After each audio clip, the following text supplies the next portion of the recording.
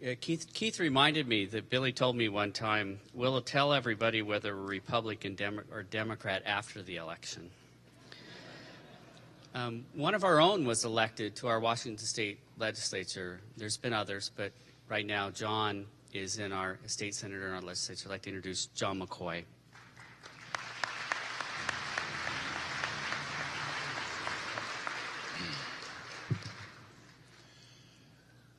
I want to thank Squaxin Island for hosting this event, and I'm especially thankful for the family for allowing me to speak.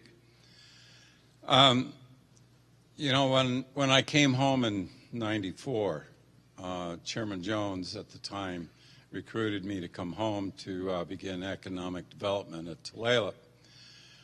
Well, that summer was when I first met Billy Frank. Prior to that, in my travels in the Air Force and living in Washington, D.C., I read all the news accounts, TV coverage of what was happening here in Washington State. And as we all know, Billy Frank was right in the front of that. Well, in the summer of '94, I was back at Tulalip. There was a function, and this gentleman walked up to me, long gray hair, and he looks at me, and he had this little notebook in his hand, and he says to me, "Do you need a bail bondsman?" And I looked at him, and I said, "No, why would I need one?" And he walked away. And so I turned to Terry Williams, who was standing next to me, and I said, "Who was that?" And he said, "That was Billy Frank Jr." And I said, "Oh, I thought he was 10 foot tall." So that day, I became a student of the Billy Frank University of Values.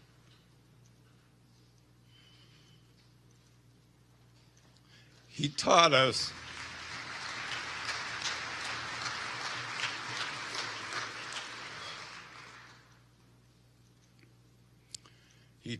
to listen.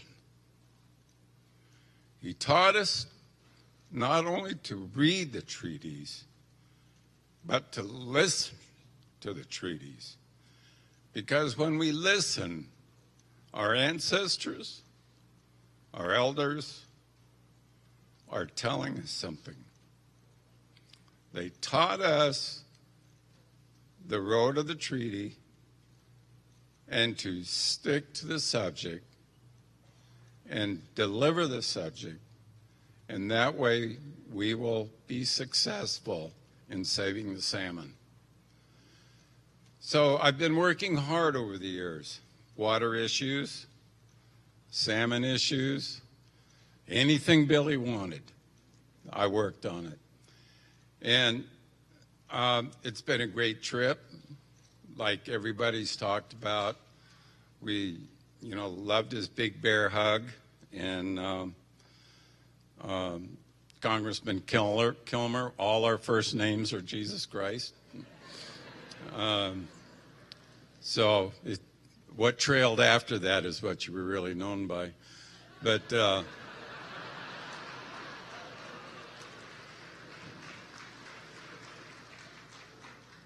he was just great.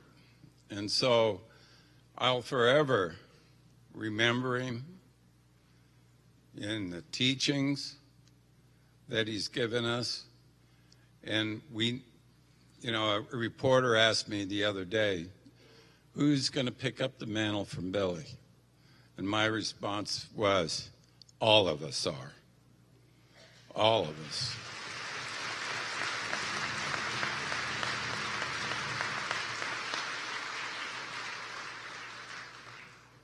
So it's, I could go on and on, but, there's not enough words to describe Billy and the love we had for him. So I'll see you on the other side, Billy.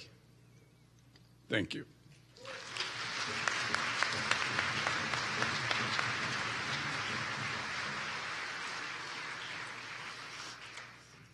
Our next speaker is U.S. Representative Denny Hack. Denny.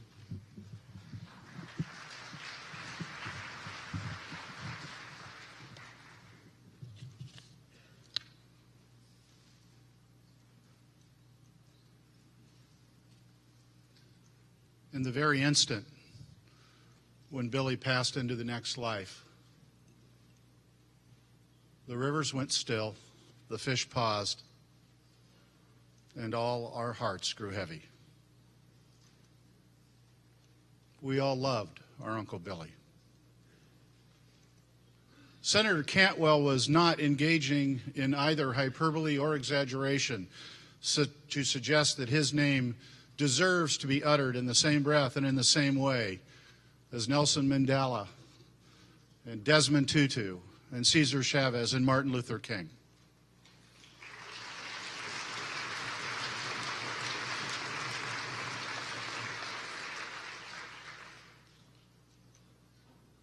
Billy Frank, Jr. truly was a great man. He was our clear and unwavering and eloquent voice of moral authority on behalf of civil rights and treaty rights and clear, cool water and our sacred salmon. He was also someone for whom in the last 30 years, plus years, never once did he fail to give me that signature and trademark bear hug when I saw him. And like everybody sitting in this great hall, each and every time that he did that, I could not help but feel this overwhelming sense of gratitude for the privilege of having known him and being able to call him friend. We are all indeed privileged to have known Billy and been a part of this great man's life.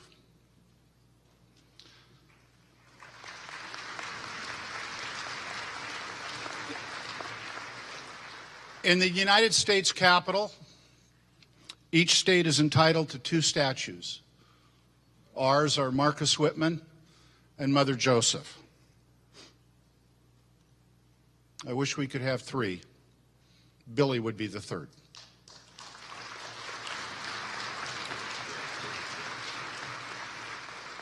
They say you die twice, the first time physically, and the second time when people stop telling stories about you.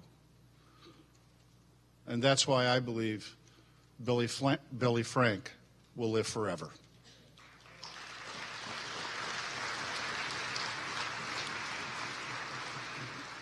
Finally, there's been no mention today of another part of Billy's life, a part of his life that, as it turns out, is very important in my family. Billy was a Marine. Semper Fi. I once had the privilege to interview Billy on Inside Olympia of TVW, and I asked him about his journey in advocacy on behalf of treaty rights and fishing rights, beginning to be arrested at age 14 in 1945, and multiple times. I said, how many times were you actually arrested, Billy, and or jailed? He said 59. We moved on in his life story. He told me about enlisting in the Marine Corps. I asked him what his duty assignment was. He was a military policeman. Now, I'm here to tell everybody that worried going into a meeting about whether or not Billy would engage in too much profanity, you don't know nothing. What it's like to sit in the minutes before the camera goes on for 60 minutes to interview this man and lecture him over and over about, Billy, please, one time in your life, do not utter profanity. And he did not.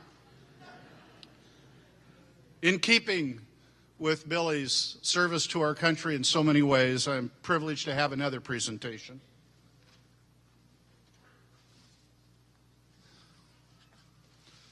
This is the flag of the United States of America.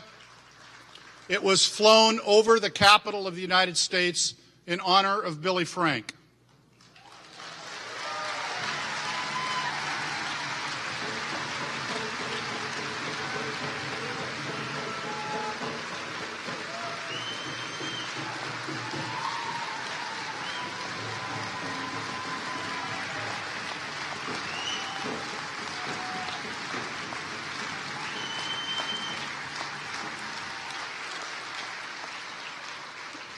And it is my privilege to present it today to my friend Willie Frank.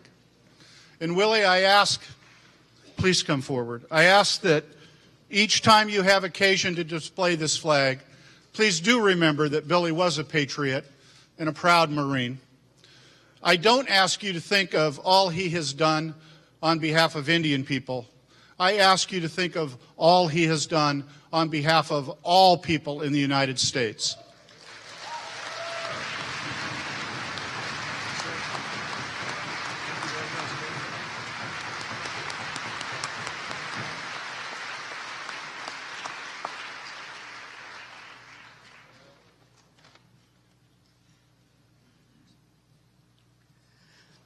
Our next speaker is also from the Northwest Indian Fisheries Commission, our treasurer,